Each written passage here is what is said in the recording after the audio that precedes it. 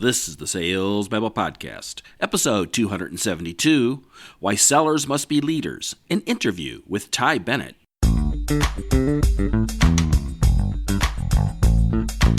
Welcome to Sales Babble, the podcast that shares selling secrets for non-sellers. And now your host, Pat Helmers. Hello, Sales Babblers. This is Pat Helmers. And I want to ask you a question. Do you know who your biggest competitor is? Well, if you're not too sure, I bet you it's doing nothing. Why doing nothing? Because it's just way too hard for most buyers to even choose. It's hard for them to do research on the topic. It's hard for them to find the time. It's hard for them to trust picking somebody. And it's just easier doing nothing, which means that you're going to have to take the lead if you want to make something happen. You're going to have to understand their business, the problems and challenges that they face. What we're really talking about by taking the lead is to take the leadership position, which is why I asked Ty Bennett to come onto the podcast today. Ty is an expert in leadership, and he's going to share with you two things that sales professionals can do to become leaders during the sales process. Taking ownership of the sale is what we're talking about today. So, with no further ado, let's get to it. Welcome, Ty. You ready to babble? I am.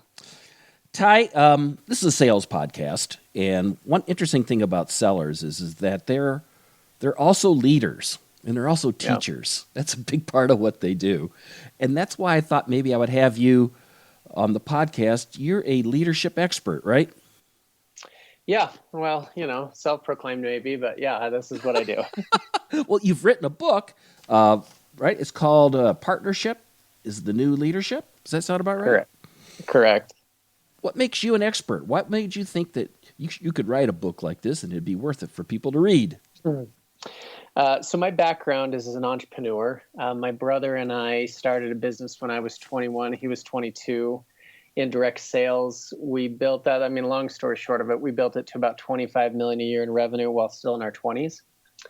And I did a lot of the training and development for our sales and leadership team, and found that was what I love to do. And so that led me down the road of starting a speaking and training company. I've written 4 books. Partnership is the New Leadership is my latest, and so now I travel the world speaking on stages as a keynote speaker and sharing information through books and podcasts and other, blogs, other things like that. And so, I think a lot of it for me is real world experience. It's been jumping into it, but I think also, I'm a student of the craft as well. So I'm always diving in and trying to learn and bring out what are the most relevant and best ideas that people can put into action.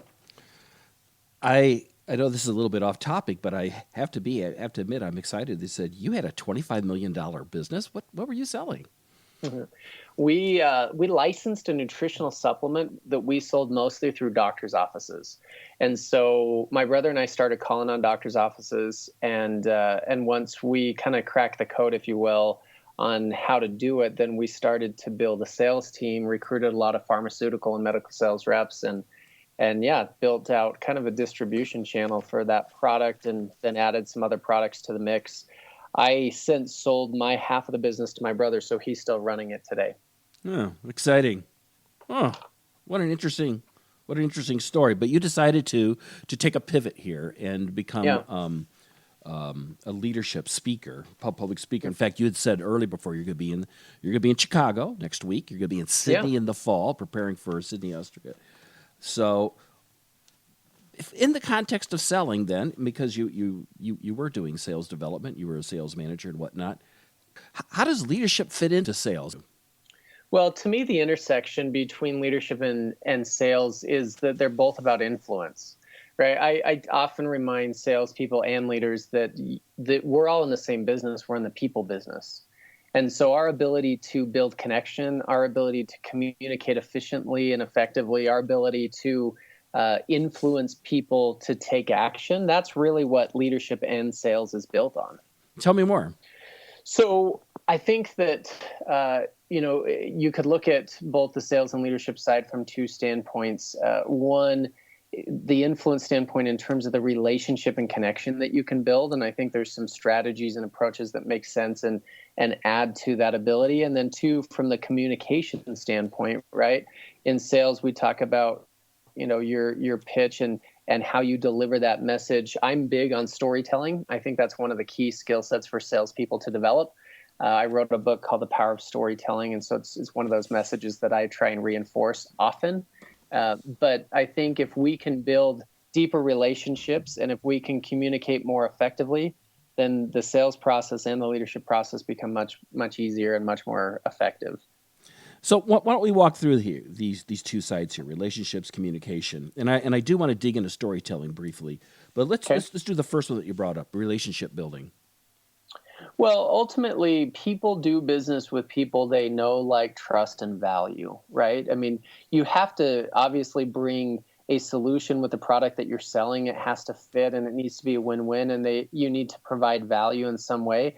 But at the end of the day, people are buying you first. And the same thing's true for leaders as it is for salespeople. Is if I like being around you, I'm more likely to listen to you, be influenced by you, take your advice, because I enjoy the process. And so it's human nature. So I think it's important for us to be able to build deeper relationships. And we could talk about all sorts of different ways that you do that. But ultimately, you need to care about people. You need to really try and dive in and get to know them as best as you possibly can. I think taking those steps to really be interested in who they are and have a curiosity about that and remember important things that are important to them.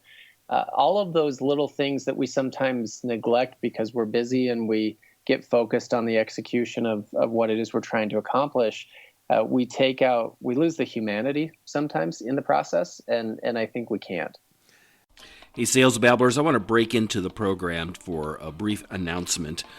I've commissioned a market research project for an app we're looking to build. It's a matchmaking mastermind group for sales professionals, and I wonder if I could get your help. I've mentioned this a number of times in past episodes where I've built and many of my clients have built without doing any kind of market research. That's not the case here. I really want to get a sense of what people are thinking in terms of pains and desires and problems, and whether or not this idea that we have about building this matchmaking mastermind group for sales professionals is a good idea or a bad idea. If you could help me out, I would really appreciate it. Could you please go to the website, go to Habanero, that's habanero.community/study. I'll make sure and place that in the show notes, of course.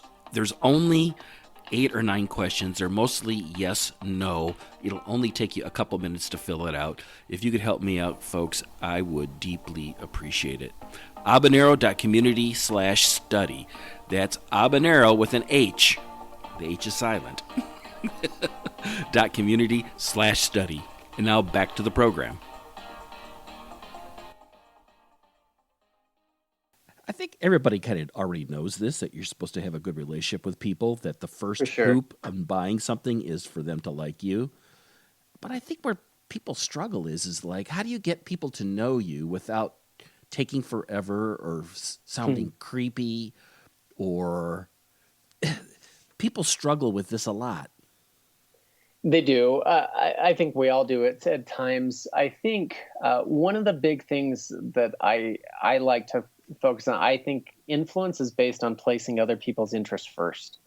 And so if you're in the sales process, I would recommend that you approach it from a standpoint of asking more questions than talking about yourself, being interested in them rather than being interesting.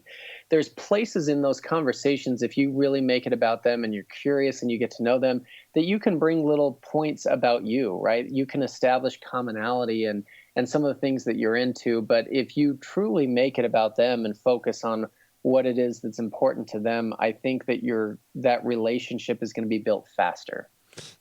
So if you're a story guy, could you give an example of that? Oh, in building relationships? So, I think a lot of times just the simple question of, tell me your story and letting somebody kind of dive into that, then you get a chance to do that. I mean, you asked me right at the beginning, what qualified you to write a book, right? Which is a fair question. That gave me an opportunity to quickly share my story. And if you go back and look at it, this is a podcast, so you can measure it out. I probably told you that story in, I don't know, 12, 20 seconds. It was quick. But I was able to convey, I built a $25 million a year business. I now speak. I've written 4 books. Like, there's some key points in that. The thing about one of those things with story is in telling your story, I think, is it has to be practiced a little bit so that you can do it simply and quickly and in a way that comes across. The more concise you are, I think the more compelling you are. And so that's not the first time I've ever told that story. That's not the first time I've ever been asked a question like that. And so it can roll off the tongue pretty quickly, but be able to convey some of the messages that I want to share in that story. That was a great story. And I want to compliment you on this because it really, you did say that very seamlessly and smooth.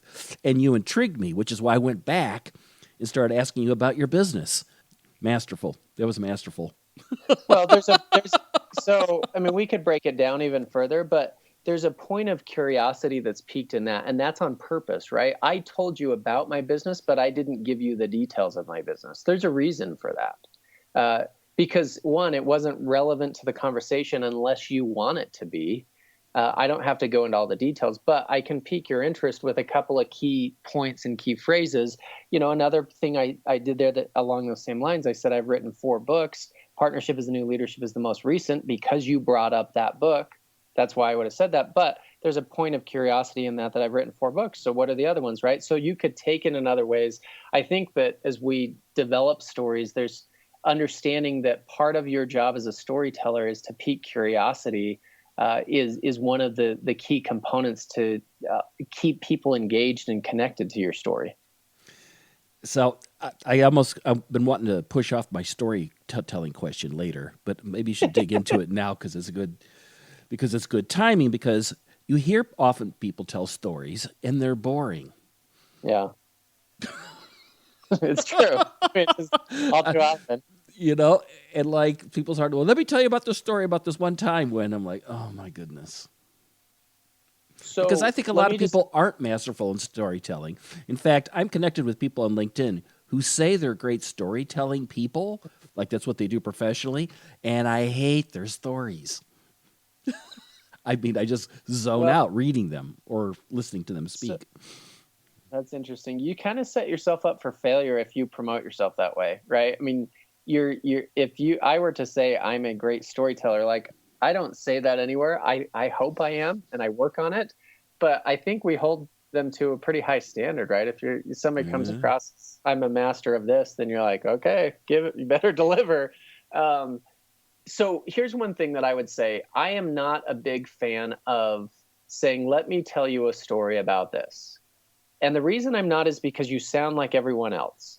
And so what I teach people is nobody cares about your story unless they see how it pertains to them, right? That's just kind of human nature. What's in it for me?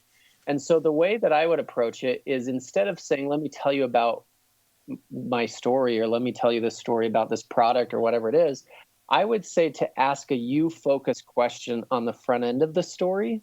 A you-focused question means the word you is in the question. And so the technique would be that I would tap into your world with a question, and then I would bring you into my world with a story. And so the way that would flow is I would say, Patrick, have you ever had this experience, right? And you'd go, yeah, that happens all the time. You go, interesting, because, and boom, I'm right into the story. But now it has relevance in your life. It's just a better lead-in, and it's more engaging. And so what we're doing is we're taking what too many salespeople do is they speak as it's a monologue, right? It's talking at someone. I'm giving you my pitch, and creating a conversation, a dialogue, by simply asking a couple of key questions that are lead-ins into the story or the point that you're going to bring up. I love that. Did you ever have this happen to you? Yeah, just a simple question like that, right? Or let me ask you, do you guys ever struggle with this? And they're like, yeah, all the time. Like, because you've done your research, you know their business, you know, like you're not there pitching something that you have no idea if they need. And so there's certain things that you know are pain points, and you can just ask towards those. And obviously the story you're going to tell about your product or service or whatever is going to start to address that. but now they're engaged and they're right there with you. I have to agree with you because I've done this many times with people. Have you ever been in a situation where you've seen this happen and they go, yes? And then you would say, yeah, we had a client that was in that situation. This happened, then this happened, Yep. and it was all fixed. Does that sound about right? Yeah, exactly. And right. they're nodding their heads, yeah. And they put themselves in that story.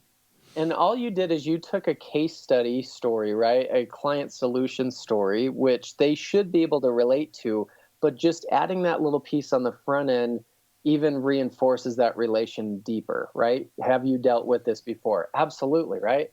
And then as you go into that story, there may be a point in that story where you can even throw it back on them and you can say, he was dealing with just what you're dealing with, right? That's what you said. And they're like, yeah, exactly. Yeah, well, this is what happened. Because you want them to connect to that struggle in the story because it makes the solution in the story viable. I love it. Okay, let's circle back here. You said that a big part of influence was communication, and storytelling was a part of that.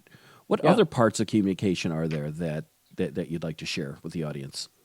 So from a leadership standpoint, I talk about what I call conversational leadership.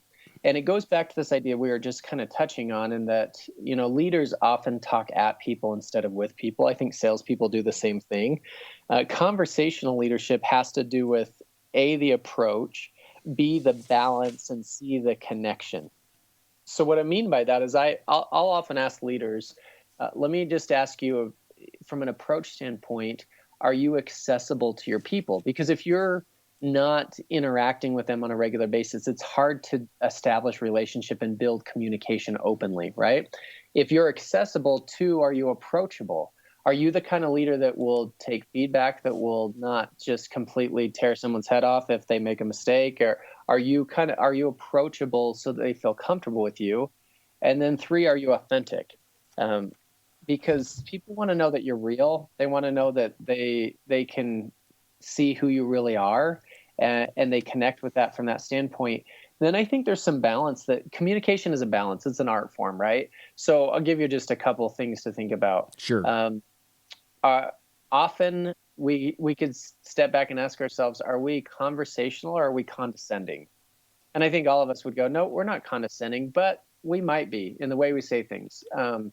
As an example, do we often say things like, we as the leadership team will let you guys know, like create that distinction of you're the subordinate and this is who I am, right? Like just the way that certain things come across, we can use more collective language. We can say we, let's, us, right? Like put us together from that standpoint. We can communicate where we use partnership type phrases.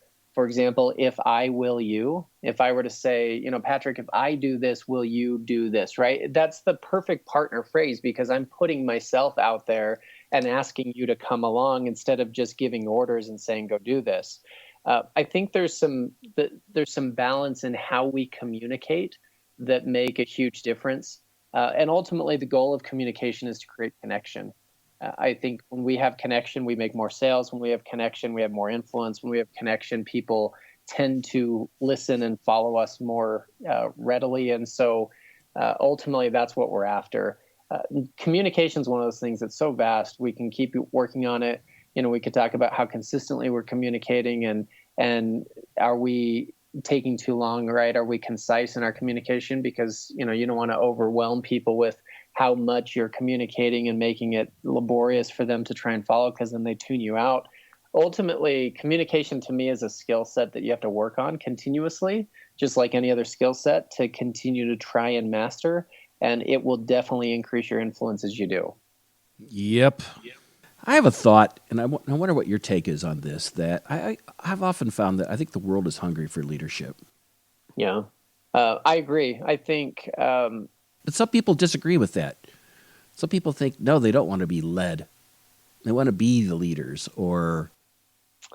It's interesting when you really talk to people. I think everyone kind of, in most cases, view themselves as a leader. Like they have that sense of wanting to step up and wanting to do that.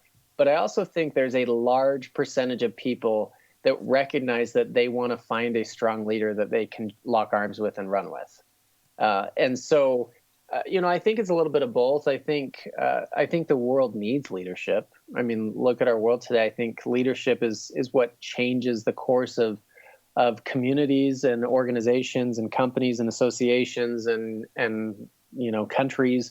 I think leadership sets the tone and creates culture, which ultimately drives action and activity and establishes the values that are lived on a consistent basis. And so I think leadership has a huge role, and I do think the world is craving good leadership. And unfortunately, in many instances, we just don't have those people who are stepping up the way that they need to. Whenever there's those gaps, and I really appreciate when people have the courage to say, I think I have the skill set to maybe close that gap, even if I don't want to, but I know it ought to happen. And when they find that courage, they put on the mantle of leader. Yeah, and that's the thing. To me, leadership has very little to do with position or title. Yeah. It has everything to do with influence and action, the way that you choose to be, right? Because I go into a lot of organizations, and I can tell you that just as an outsider looking in, the most influential person in that organization in many instances is not the CEO. You can just see who people really follow and who has the strongest voice. And so it's not just based on title. That's why this idea of partnership as the new leadership is, I think our world is looking for people to lead in a different fashion and not just rely on, this is who I am and you have to listen to me, but to really earn that trust, that respect, and that influence. That's what partnership-based leadership is about. Partnership is the new leadership. I like it. Ty, how can people find you online? You can find me at Ty Bennett pretty much anywhere, tybennett.com, and on all social media channels under the same name. We set up a page for your listeners at tybennett.com/sales that they can go on there, and there's some resources and things they can click on. But yeah, I'm pretty easy to find under my name. And your book, Partnership is the New Leadership? Yeah, you can find it on Amazon, my site, Audible, any of those. Awesome. And you got 3 other books too. What are the titles of those? The Power of Influence, which we kind of talked some ideas about. The Power of Storytelling, which we also spoke a little bit about. And one that's called The 2 Most Important Days of Your Life. We didn't talk about at all. Another time. Yeah. Ty, this has been great. I like how you've taken the lead and reached out to become a guest. and I've really enjoyed having you here on Sales Babble. Okay, thank you, man. Appreciate it. You've probably heard me tell this story once before, but one of the stories I always bring up is, have you ever been in a situation where you've been sitting at your desk and you've been tapping away on your computer, minding your own business, and all of a sudden the phone rings and somebody's calling about something to happen, and you click on the right page and you can't find what you're looking for, and it's not there, and you're digging in, and they're getting excited and they're getting impatient, and you're not really sure what to do, and well, picture this. Then I would tell them, and I would explain to them how our software was, with just a click and a click, everything that you're looking for is right there, with the goal of getting them to say, ooh, ah, ooh, kind of like fireworks. Those kinds of stories really made a difference. Short, sweet, to the point. And I think that's exactly what Ty's talking about. I was not kidding when I said I really love the little story that he said at the very beginning. Great advice. I hope you found value in this. Take leadership. Take the lead in these sales. Again, your biggest competitor is doing nothing. And unless you take the lead and take control, unless you show up and be the leader in the situation, you're going to be missing way too many sales. To connect with Ty, you can find him in the show notes at www.salesbabble.com. And as he mentioned, he has a free giveaway at tybennett.com/sales. And I just clicked on that link, and it's totally working. You can connect with him there, and you can also find links to his books on Amazon. If you got a question, got a comment about this episode, don't hesitate to reach out to me. You can give me a call. You can send me an email. Go to the Babble Me button at salesbabble.com. Would love to hear from you. Well, that's all I got for today, folks. Until tomorrow. No. Until next week, take care and have a highly successful and a profitable selling day.